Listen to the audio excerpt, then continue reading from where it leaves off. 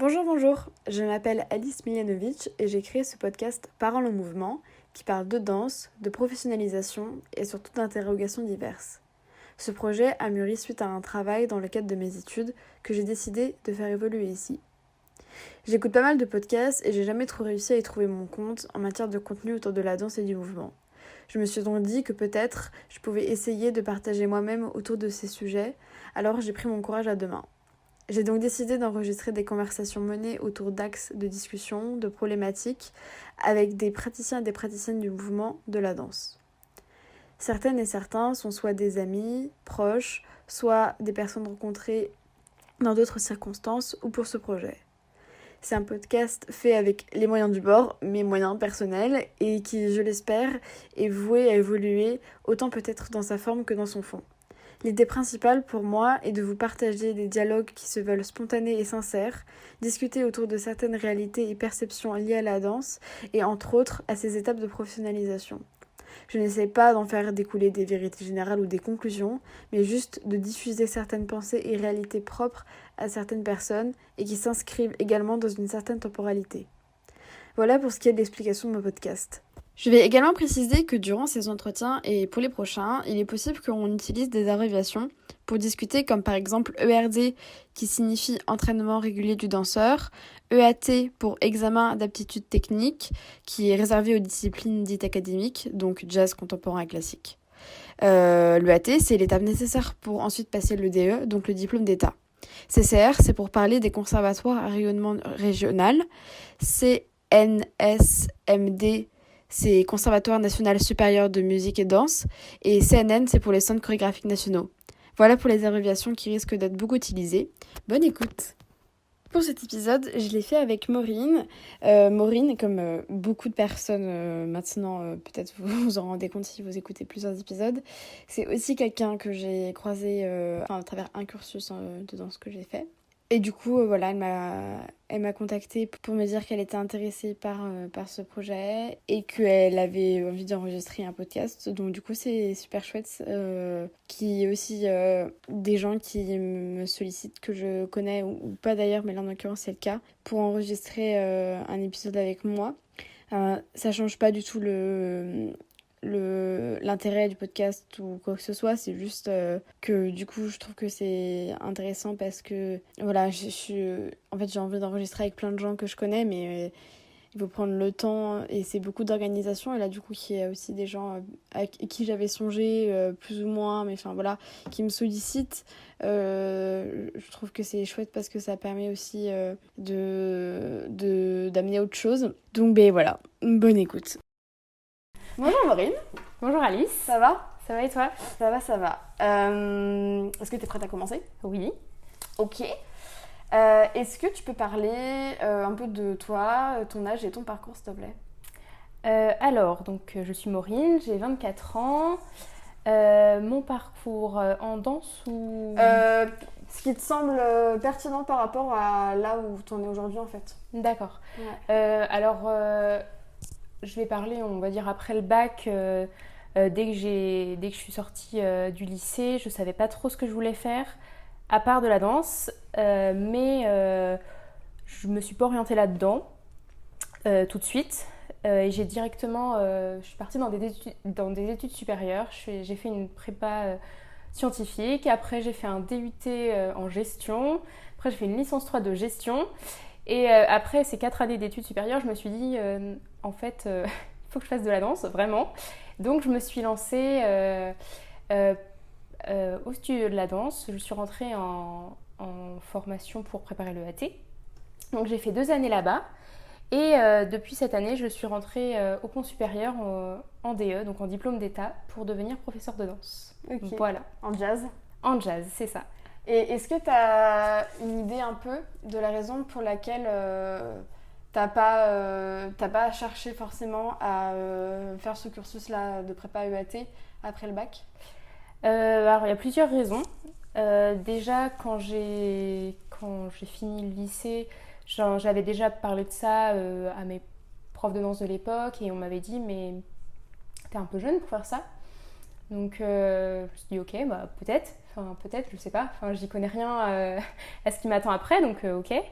Et puis aussi, je pense aussi que j'ai un contexte, mon entourage, ma famille, qui m'ont dit t'es sûre que tu veux faire de la danse, peut-être faire des études quand même avant de s'engager. Après moi comme c'est pas que j'étais pas sûre de moi, mais c'est que je me suis dit il faut peut-être que je fasse autre chose avant, et aussi pour gagner en maturité.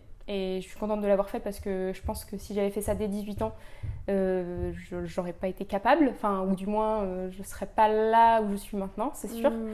Donc en fait j'ai fait ça. Après, ça m'a plu, donc du coup je le regrette pas du tout d'avoir fait. Voilà. D'accord, ok. Et pourquoi est-ce que, enfin, quand tu dis que t'as toujours voulu faire de la danse, c'était toujours à travers l'enseignement? C'est pourquoi t'as fait l'UAT et le DE, ou il y avait, où tu savais pas trop si c'était le professorat qui t'intéressait ou Petite, enfin enfant on va dire, vers 10-11 ans, j'ai commencé à me dire la danse c'est plus que juste un loisir. Et là je me suis dit plus tard je veux faire de la danse. À ce moment-là je savais pas du tout pourquoi et dans quoi, mais je me suis dit vraiment plus tard je ferai de la danse. Et je dirais vers l'adolescence, ça m'a toujours intéressé l'enseignement. Et vraiment là je me voyais pas devenir danseuse, ou vraiment c'était l'enseignement qui m'intéressait. Donc assez jeune en fait j'ai eu envie de faire ça.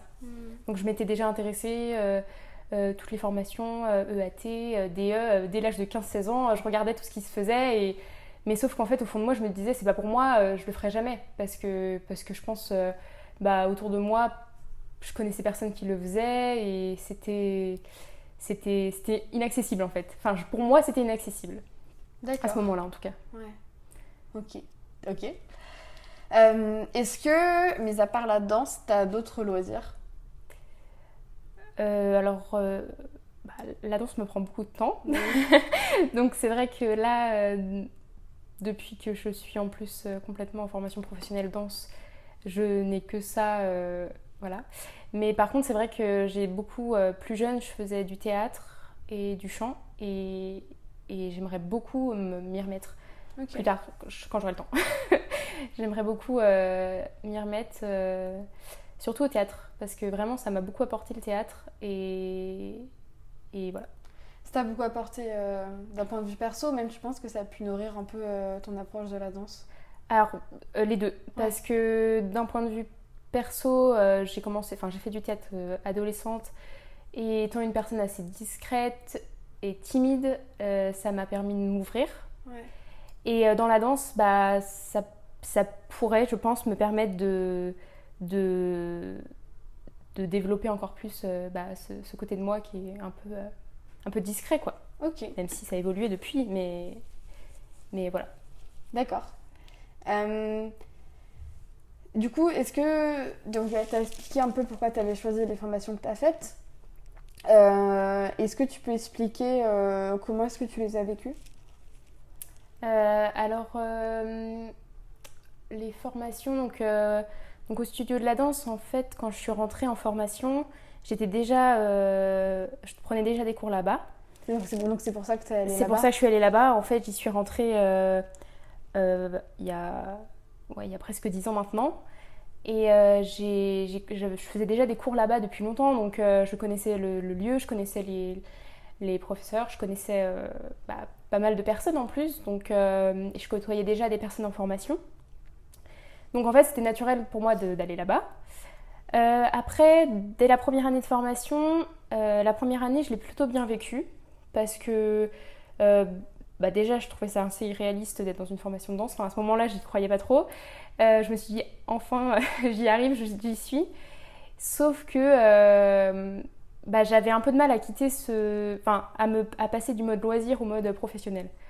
Donc il y a eu ce petit...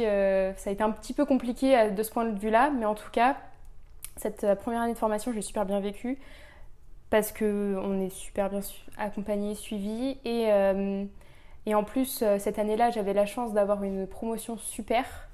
Donc en fait, c'était que du bonus, quoi, que du plus. Après la deuxième année, donc l'année vraiment de préparation de l'AT, je l'ai beaucoup moins bien vécue. parce que c'est axé sur la préparation à l'examen. Et là, c'était un petit peu plus compliqué. Surtout moralement, c'était très compliqué. Voilà. Après, il y a eu le Covid, donc cette année, c'est assez réduit. Mais en tout cas, voilà, ça a été compliqué. Et puis cette année, donc je suis en première année de DE. Donc c'est une année théorique et je m'estime assez chanceuse d'y être parce qu'en plus avec le Covid, j'ai quand même les cours, je peux quand même danser, donc j'estime que j'ai cette chance et ça se passe plutôt très bien pour l'instant, donc voilà. Ok, bon, c'est chouette. Est-ce que tu peux parler de la relation que tu as avec ton âge, en lien avec ce que tu as traversé, si tu penses que ça a pu influencer des choses, si ça a été, je sais pas, un problème, ou alors au contraire quelque chose de positif. T'en parlais un petit peu tout à l'heure en parlant de maturité. Oui, oui, complètement. Alors, dans les deux sens, en fait. Là, actuellement, dans la formation où je suis, j'ai pas mal de personnes de mon âge. Il y a des personnes plus âgées et des personnes plus jeunes, mais j'ai pas de soucis à ce niveau-là. En plus, j'ai de la chance, entre guillemets, mais je fais jeune, donc peu de personnes me donnent mon âge. Donc, j'ai jamais eu de soucis à me dire je suis trop vieille pour être là. Et puis, je pense que si j'avais fait ça avant, comme je disais tout à l'heure, j'aurais pas eu cette maturité en fait, donc du coup c'était pas possible.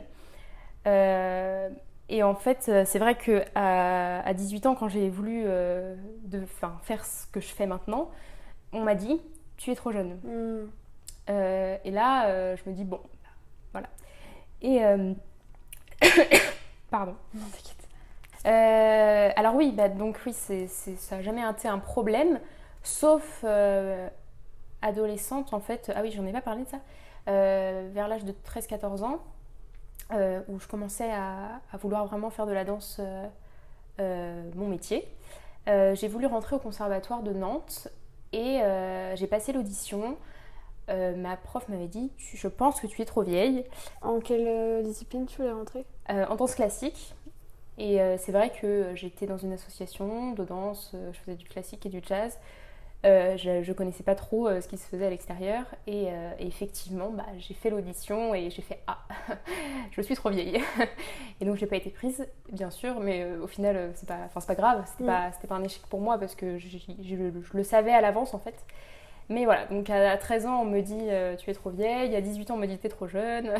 En fait voilà, donc j'ai un peu expérimenté tout à ce niveau là, mais en tout cas aujourd'hui ça me pose pas de problème d'avoir presque 25 ans et d'être là où je suis. Mais après, j'ai hâte de terminer mes études pour pouvoir enseigner et aussi pour finir mes études parce que du coup, ça va faire 8 ans que je suis en études supérieures. Ça commence à faire beaucoup. Ok.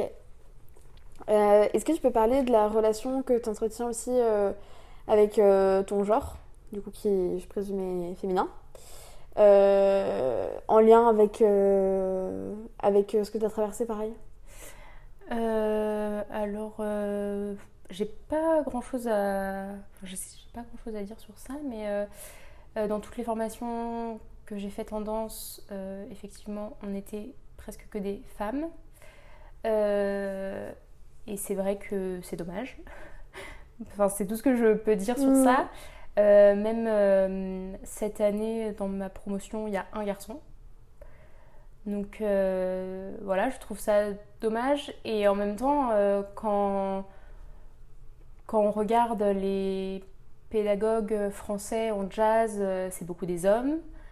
Donc c'est marrant parce que c'est assez contradictoire en fait avec les personnes actuellement en formation et ce qu'on voit en fait en tant que pédagogue. Mais en espérant que ça change. Après, je sais pas si ça va changer. Mais en tout cas, dans les cours de danse, on voit beaucoup de petites filles. Quand il y a un ou deux garçons, c'est assez exceptionnel. C'est vrai que il y a au début de l'année, je donnais des cours, je donnais quelques cours en remplacement. Et j'étais avec un groupe d'élèves de 4 ans. Et donc il n'y avait que des filles. Et puis à un moment donné, je ne sais plus ce que je leur ai dit. Et j'ai dit, les filles, venez là. Et puis il y en a une, elle m'a dit, ah oui, on est que des filles, parce que les garçons, ils veulent pas venir, ils aiment pas la danse. Et je dis, ben non, faut pas dire ça. et du coup, ça m'a fait rire. Ça m'a pas fait rire, mais je me suis dit, ah oui, même à 4 ans, les petites filles ont déjà ça en tête, les garçons ne sont pas faits pour la danse.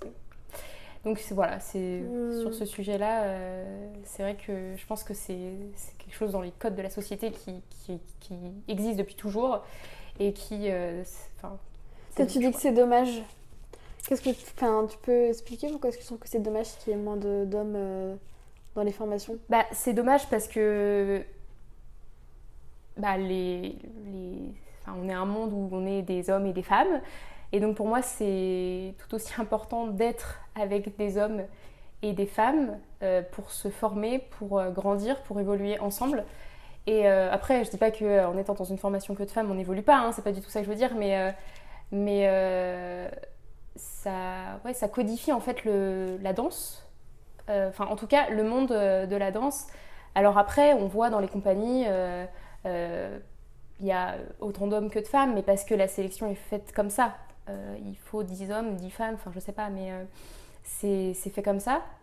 Mais c'est vrai que quand on regarde les personnes en formation de danse, en tout cas là moi je parle professeur de danse parce que je pense que dans les formations, mais j'y connais pas grand chose de danseurs-interprètes, ça doit être différent, je sais pas, mais je pense que c'est différent de par la sélection peut-être qui est faite aussi pour ça, pour avoir des hommes.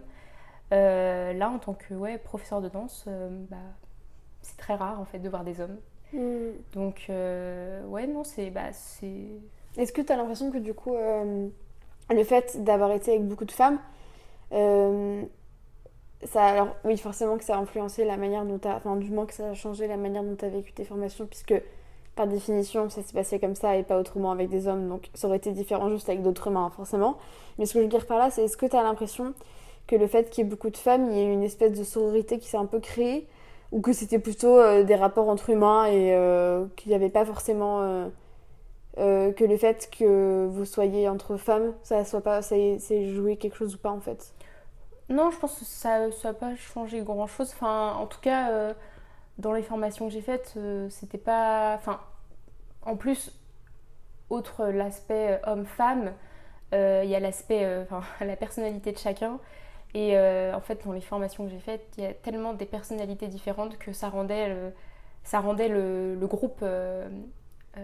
même si on n'était que des femmes, ça rendait un groupe super hétérogène et hyper nourrissant en fait, de plein de choses de par ça. Mais je pense pas que c'est changé grand chose dans mon approche. Après oui, c'est sûr que s'il y avait eu des hommes, peut-être que ça aurait été différent. Mais après c'est pas... pour moi ça n'a pas changé. Mais il y a plein de domaines où c'est comme ça et c'est l'inverse dans d'autres sens quoi. Donc, voilà. Ok. Est-ce qu'il y a un moment donné, au fur et à mesure des cursus que tu as traversés, où tu as eu l'impression de basculer un peu dans différentes réalités, arriver un peu dans différentes strates professionnalisantes, où tu t'es dit là ok, ça devient de plus en plus sérieux, là c'est un peu plus... là je suis en train de me professionnaliser, ou est-ce que t'as pas forcément eu l'impression de vivre encore ce basculement? Je dis pas qu'il faut le vivre ou pas le vivre, dans le sens où c'est pas... Je dis pas que c'est une case à cocher, mais est-ce que t'as eu la sensation de vivre un ou des basculements comme ça? Et si jamais c'est le cas, comment est-ce que tu l'as vécu? Est-ce qu'il y a eu des déceptions avec, ou au contraire des nouvelles joies? Comment est-ce que... Je pense que j'ai vécu ça, là, cette année, en rentrant en formation de DE. Parce que comme c'est vraiment la dernière étape, on va dire, pour devenir professeur de danse, je me suis dit, ah oui, là j'y suis. Et avant, je le voyais un peu d'une manière lointaine. J'espère que ça va se produire. Et c'était pas encore fait, quoi. Et là, ouais, c'est vrai que cette année, je me suis dit, ah oui, c'est bon, là j'y suis. Et si tout se passe bien, là maintenant dans 1 an, je suis professeure de danse. Et là, oui, donc j'ai senti un basculement. Et oui, ça m'a procuré de la joie, ça c'est sûr. parce que je me dis, tout ce que j'ai fait, ça va aboutir, quoi. Donc voilà. Ok, chouette. Est-ce que tu as eu l'impression parfois de t'être confrontée un peu à ce que j'appelle le caractère un peu bénévole du danseur ou de la danseuse, dans le sens où parfois il ou elle est soumis, confronté, ou on lui propose de faire tel ou tel projet qui sont du coup pas rémunérés pour le caractère bénévole. Est-ce que c'est un truc que tu as déjà traversé? Si oui, comment? Qu'est-ce que tu en penses voilà, de ce truc du danseur ou de la danseuse qui est prêt à travailler gratuitement pour tel ou tel motif. Est-ce que tu as des choses à dire là-dessus?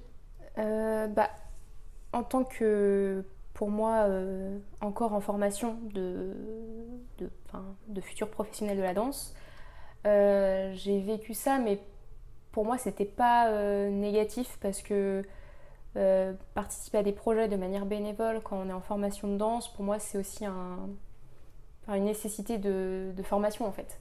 Donc c'était pas, je l'ai pas pris de manière négative et j'en ai pas vécu beaucoup non plus, donc voilà. Et pour moi, c'était une sorte, si je participais à un projet pour une compagnie, pour moi c'était formateur pour moi et en même temps j'aidais une compagnie qui se développe par exemple ou voilà, pour moi c'était un entraide entre un échange de bons procédés. Échange, voilà, c'est ça. Et après je sais pas en fait comment ce sera après, une fois je serai professionnelle de la danse, si j'estimerais que je sais pas, mais en tout cas voilà, j'ai pas trop expérimenté ça en tout cas.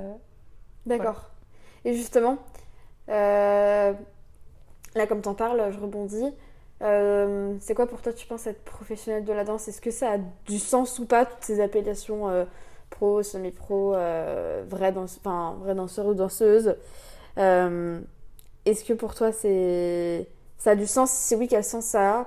Aussi bien ça que ces différenciations danseur, danseuse, danseur-danseuse, interprète, chorégraphe, prof de danse, tout ça. Est-ce que tu peux parler un peu de ça? Alors, sur la notion de professionnel, moi, en tout cas de mon point de vue, je m'estimerais professionnelle quand j'enseignerai. Et donc, j'aurai le statut de professeur de danse. Donc, une fois diplômée pour enseigner et voilà, que ça rapporte de l'argent. Voilà. Après, je pense que c'est pas qu'une question de diplôme et qu'une question d'argent. Parce que pour moi, il y a plein de personnes qui vont être professionnelles de la danse en enseignant sans être payées, par exemple. Ça peut arriver. Et inversement, il y a des personnes qui peuvent ne pas avoir de diplôme, enseigner. Par exemple, il y a un diplôme en danse classique, jazz et contemporain. Donc un professeur de danse hip-hop, il va avoir plein de formations, mais sans avoir un diplôme de professeur de danse. Pour moi, ce sera un professionnel. Donc voilà, pour moi, il n'y a pas... Après, semi-pro, j'emploie pas du tout ce terme, donc honnêtement, je sais pas. Voilà. Après, je sais plus ce que tu as dit après. Du coup, voilà, savoir ce que c'était être professionnel pour toi. Et du coup, tu te sens professionnelle ou pas à l'heure actuelle? Non. Non, pour moi, je suis en voie de professionnalisation. Ouais, mais ça a du sens pour toi, le caractère professionnel? Oui, dans le sens où pour moi, c'est mon métier. Ce sera mon métier. Après... je pense que tout le monde peut être professionnel dans un domaine, même si c'est pas son métier. D'accord, oui.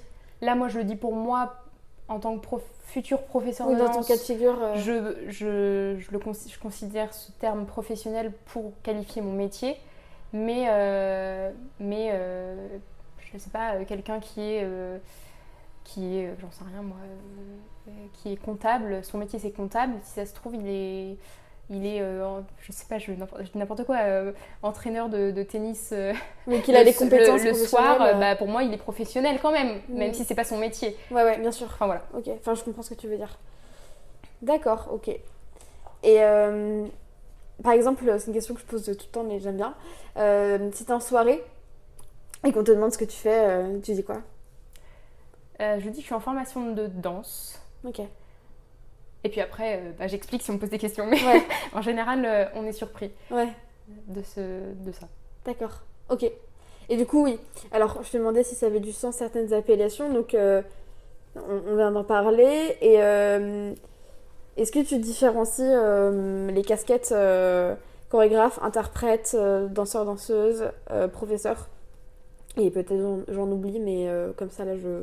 Enfin, il y a d'autres... Après, il y a d'autres métiers dans la danse, notation du mouvement, par rapport au moins à ça, enfin, comment est-ce que tu...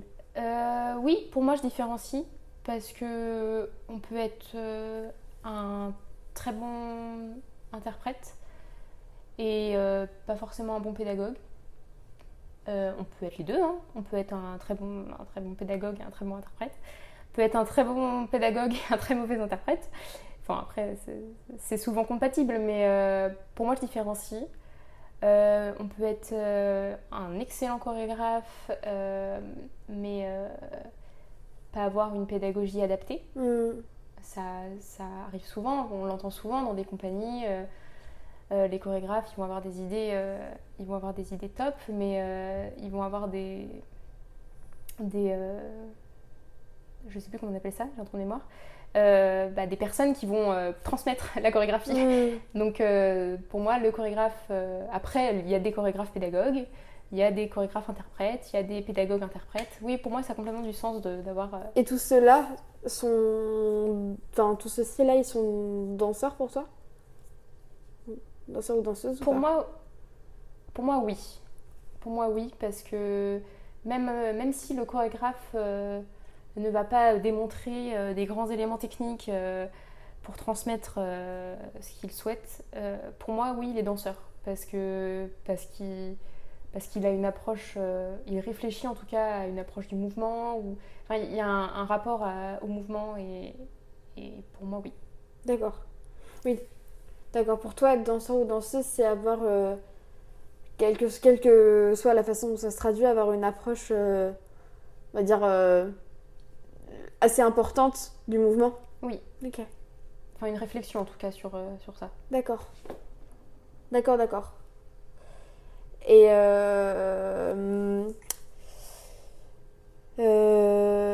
est-ce que ça a du sens pour toi faire carrière? Et si oui, quel sens ça a pour toi? Alors, honnêtement, je ne sais pas. En danse, pour moi, c'est compliqué en fait. Parce que c'est super personnel Bah de oui. faire carrière. Enfin, je pense qu'il y a des métiers qui sont plus prédestinés à ce terme. Mais en danse, moi je vois pas. Enfin, je pense que c'est chacun son parcours en fait. Enfin, pour moi, le terme de carrière en danse, je le vois plus comme un parcours. Euh, Parce que je sais pas ce que je ferai dans 5 ans et je sais pas ce que je ferai encore moins dans 10 ans et dans 20 ans et je n'en sais rien et j'ai pas de but précis en fait, enfin aujourd'hui en tout cas. Après ça va peut-être se développer mais ouais non. Pour moi en danse il n'y a pas vraiment de notion de carrière. Après pour moi c'est super personnel, c'est ça. Ok. Et justement, là, dans le futur, en fonction de tes projections proches ou lointaines, t'aspires à quoi du coup? Enseigner? Vraiment Oui, ça? Ouais. oui complètement. Ok. Enseigner, t'as des structures de prédilection dans lesquelles t'aimerais enseigner ou Pas du tout. Ouais. Non. Ok. Pour l'instant pas du tout. Ok. Bon, je pense que ça évoluera au fil des années mais Ouais. non pour l'instant ouais enseigner. Ok. Voilà. Ok, ok. Est-ce que tu as traversé certaines dualités par rapport à ton esprit? J'appelle ça l'esprit parce que j'ai l'impression que c'est le mot qui est plus simple. Mais enfin, tu l'entends comme tu veux. Et le corps, le rapport au corps, rapport aux blessures, tout ça, est-ce que tu peux en parler un peu? Oui, complètement. Alors, rapport aux blessures, j'ai eu de la chance, j'ai rarement été blessée. Enfin, même jamais, je crois. Ah ouais, carrément, jamais. Non. T'as jamais été en arrêt par exemple? Non. Ah oui, c'est fou ça. Non, j'ai jamais été blessée. Après, j'ai toujours, en tout cas, d'après moi, essayé d'écouter mon corps un maximum. Après, parfois, je l'écoutais peut-être trop. Pour me préserver, je sais pas, mais... Tu penses qu'on peut trop écouter son corps? Oui, parce que justement, quand tu parlais du rapport corps-esprit, au début, j'ai commencé la formation en danse. Je sortais d'études supérieures où on me demandait de réfléchir, de penser, et voilà. Même si j'avais la danse en loisir,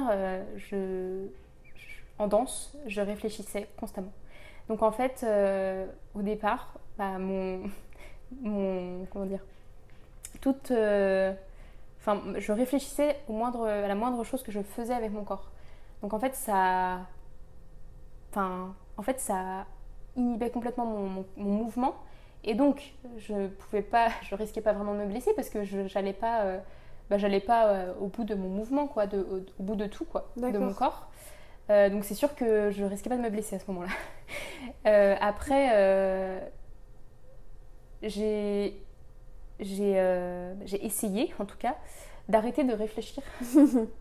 Mais c'était compliqué parce que c'est quand on nous dit depuis des années réfléchis, je sais pas, mais c'est de passer de tout à rien, c'est un peu compliqué. Et donc ça a été compliqué pour moi de couper ce système de ma tête là qui m'empêchait en fait de faire ce que je voulais, parce que j'avais beau me dire arrête de réfléchir, inconsciemment je réfléchissais et mon corps en fait il suivait pas, quoi. Il suivait pas ce qu'il devait suivre. Et puis là, c'est contradictoire, c'est que cette année où on est dans une année assez théorique, très théorique même, on danse presque plus. Donc on nous demande de réfléchir. Et voilà, mon corps il a compris. Il a compris en fait, du coup, dès que je danse, en fait comme on réfléchit tellement, mon corps il a décidé d'arrêter de réfléchir. Et en fait, pendant 2 années de formation, quand j'étais au studio où on m'a dit arrête de réfléchir, je comprenais complètement ce qu'on me disait, parce que je comprenais vraiment ce qu'on me disait. Mais par contre, mon corps il n'intégrait pas.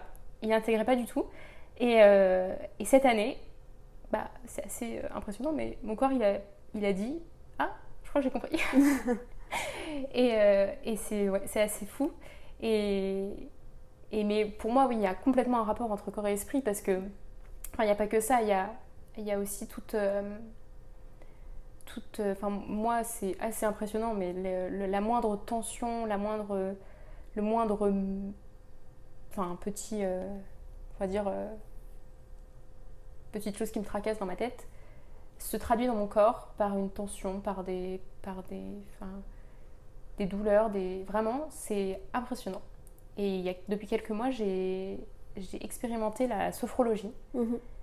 Et ça m'a beaucoup aidé justement à trouver un équilibre entre ce corps et l'esprit, parce que pour moi il faut les deux, c'est sûr, pour pouvoir danser et avoir conscience de son corps. Il faut avoir un minimum de réflexion, mais pas trop, pour pouvoir laisser son corps la possibilité de s'exprimer justement. Donc voilà, mais ouais, pour moi complètement, il y a eu et il y a tout un travail de toute ma vie, je pense, à faire sur ça. Ce sera tout le temps, il faut trouver tout le temps l'équilibre en fait. Et je pense qu'il y aura des moments où il y aura plus ma tête qui va prendre le dessus, puis d'autres moments ce sera plus le corps. Et ce sera que ça en fait. Voilà. Ok, intéressant. Et du coup,